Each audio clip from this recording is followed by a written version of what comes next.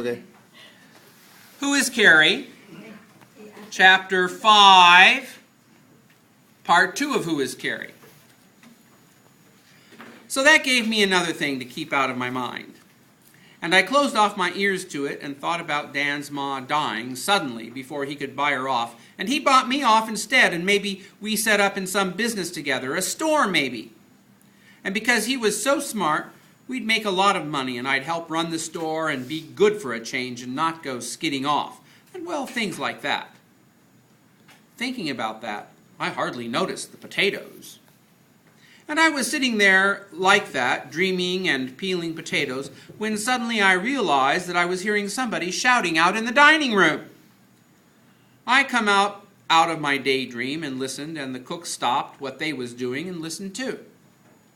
It was two men, and in a minute I realized one of them was Mr. Francis, arguing with somebody.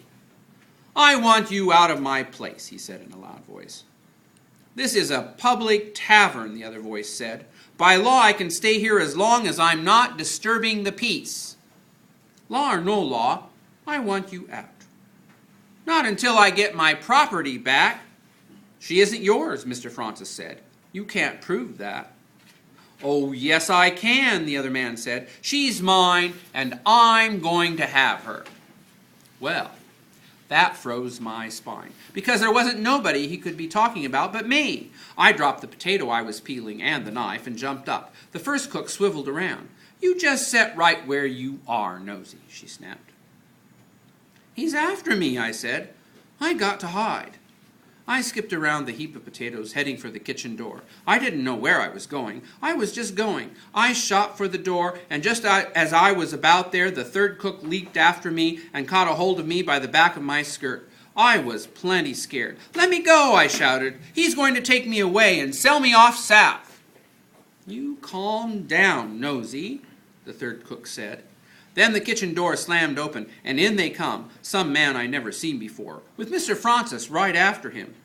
"If you don't get out of my place in 2 minutes, I'll have you thrown out."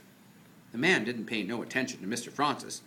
"There she is," he said, pointing his finger at me. He was thin, and maybe 50 years old, and when he spoke, his face didn't move no matter what he said, but stayed as still as ice on a pond. "She's mine. I want her," he said. Mr. Francis raised his hands to grab for the man. "Out of here, Ivers! Out of my place!" I broke loose from the third cook and swung around behind her so the man couldn't get at me. Mr. Francis raised his hand to grab for him.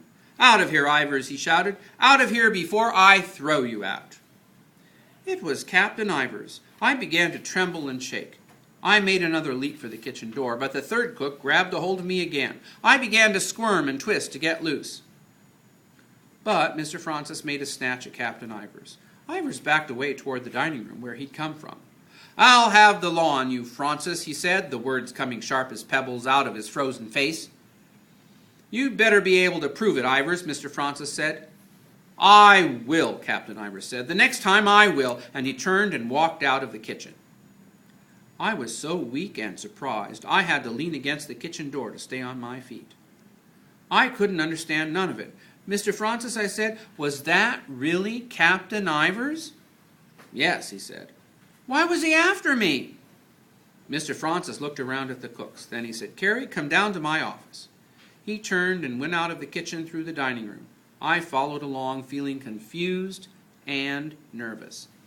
He went out of the dining room and down the hall and then into the office. He sat down at his shiny desk, and I stood beside it on his fancy carpet. I could see the kitchen yard through his window, with the sun shining down on the chickens that was scratching around there. I wondered what it would be like to be a chicken and have no worries except where to lay the next egg. Mr. Francis leaned back in his chair with his hands behind his head and looked at me for a couple of minutes.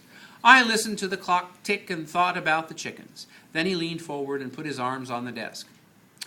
"Ivers thinks he has a claim to you," he said.